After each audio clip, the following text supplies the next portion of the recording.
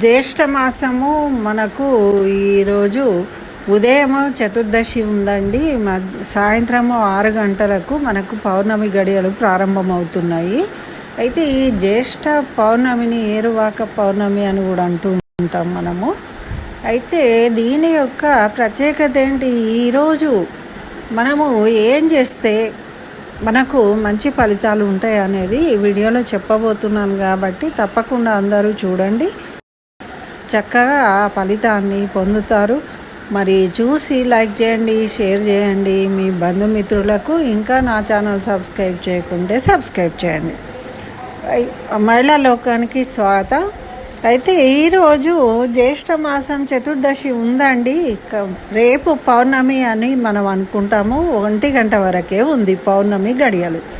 మనకు ఈరోజు చతుర్దశి అయిపోయి సాయంత్రం 6ంటికి అంటే ప్రదోష వేళలో మనకు పౌర్ణమి ప్రారంభం అవుతుంది. అయితే ఈరోజు మంగళవారము కలిసి రావడం అనేది మనకు విశేషము. మరియు అనురాధ నక్షత్రము, మరి మంగళవారము, పౌర్ణమి, ఇవి విశేషమని మన పెద్దలు చెప్తూ ఉంటారు. కాబట్టి ఈ ప్రదోష వేళలో ఒక మంచి విషయాన్ని చెప్తాను. ఇది కనుక మనం చేసినట్టయితే మన ఇంట్లో ధాన్యానికి కొరత ఉండదు, ఎప్పుడు అంటే తిండికి లోటు ఉండదు, అదేవిధంగా చక్కగా డబ్బుకు లోటు ఉండదు. మనకు అనుకున్నప్పుడల్లా దేనికి ఏది అవసరమో అది లభిస్తూ ఉంటుంది, అన్నీ సమృద్ధిగా ఉంటాయి అని మా పెద్దలు చెప్పారు. కాబట్టి ఈ విషయాన్ని మీకు తెలియజేస్తూ ఉన్నాను. కాబట్టి అందరూ పూర్తిగా వినండి, విని లైక్ చేయండి. అదేవిధంగా ఓం మహాలక్ష్మి అయి నమః అని ఏదైనా ఒక మంచి దేవుడి నామాన్ని కామెంట్ సెక్షన్లో పెట్టండి. మరియు మీ బంధుమిత్రులకు షేర్ చేయండి. మరి ఇంతకు విషయం ఏంటి అంటే, మనం ఈరోజు సాయంత్రము వీలైతే చక్కగా స్నానం చేసుకొని చక్కగా ఉతికిన బట్టలను ధరించి, వీలైతే ఎర్రటి వస్త్రాలను ధరించి, మంగళవారము మనము చక్కగా నెయ్యితో దీపారాధన చేసి ప్రదోష వేళలో 6 తర్వాత నుండి చేయవలసింది. ఇల్లంతా శుభ్రపరచుకొని తర్వాత మనము పూజ గదిలో కానీ పూజ చేసే ఆ స్థలంలో చక్కగా నెయ్యి దీపాన్ని వెలిగించుకొని ఒక రాగి పాత్రను కానీ, చెంబు, గ్లాసు, గిన్నె ఎటువంటిదైనా సరే, ఒక రాగి లేదా ఇత్తడి, వెండిది ఉంటే ఇంకా మంచిది, చాలా సంతోషం. అయితే ఇవి తీసుకోండి, ఏదైనా దాన్ని మంచిగా శుభ్రం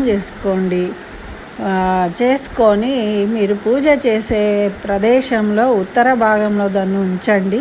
కింద ఒక ముగ్గు వేసి దాన్ని అక్కడ పెట్టేసి చక్కగా మీరు లక్ష్మీ అష్టోత్తర శతనామాలు ఏవైనా, పౌర్ణమి కాబట్టి మనం లక్ష్మీదేవిని పూజించుకుంటాము.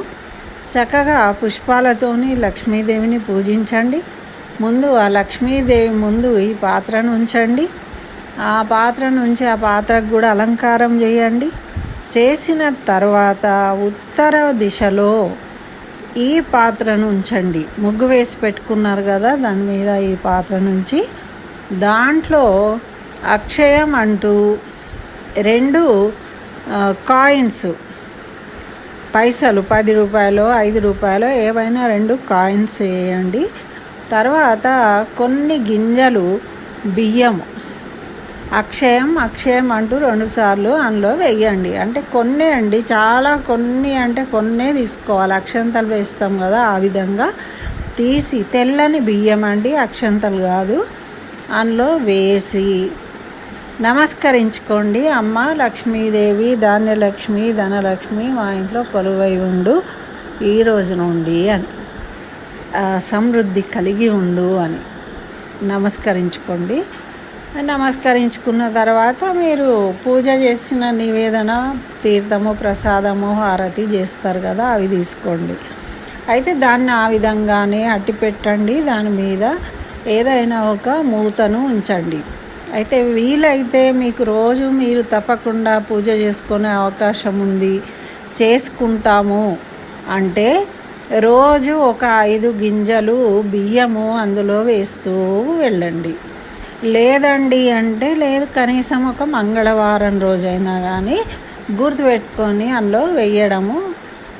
అలా చేయడం వల్ల ఏమవుతుంది అంటే అది ఒక అక్షయ పాత్రలాగా మనకు ఇంట్లో ఎప్పటికీ సమృద్ధిగా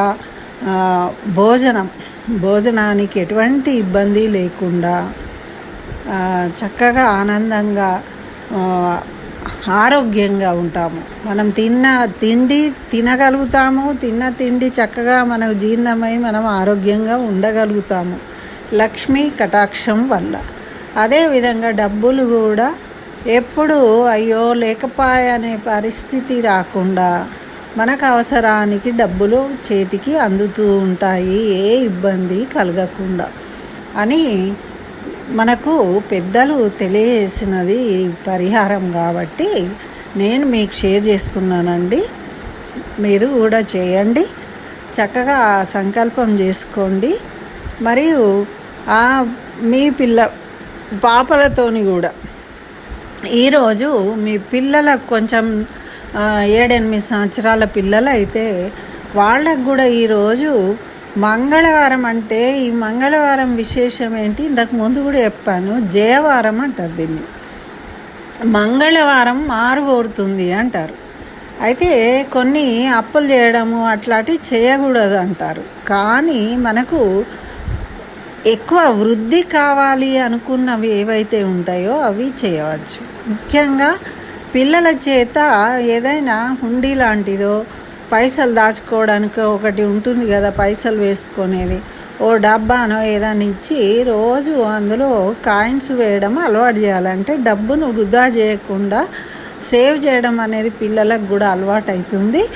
మరియు అవి రోజు వృద్ధి చెందుతూ ఉంటే చూసి వాళ్ళు కూడా ఆనందపడతారు.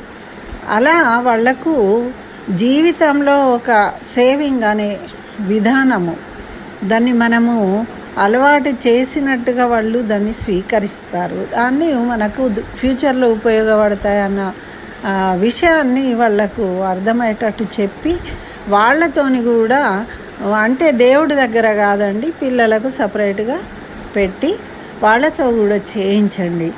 ఈ విధంగా చేయించడం వల్ల మనకు ధనధాన్యాభివృద్ధి కలుగుతుంది. మీ అందరికీ కూడా ఆ లక్ష్మీదేవి అనుగ్రహం కలగాలి, మీకు అన్నీ సమృద్ధిగా లభించాలి అని ఈ వీడియో చేయడం జరిగింది. కాబట్టి అందరూ లైక్ చేయండి మరియు షేర్ చేయండి.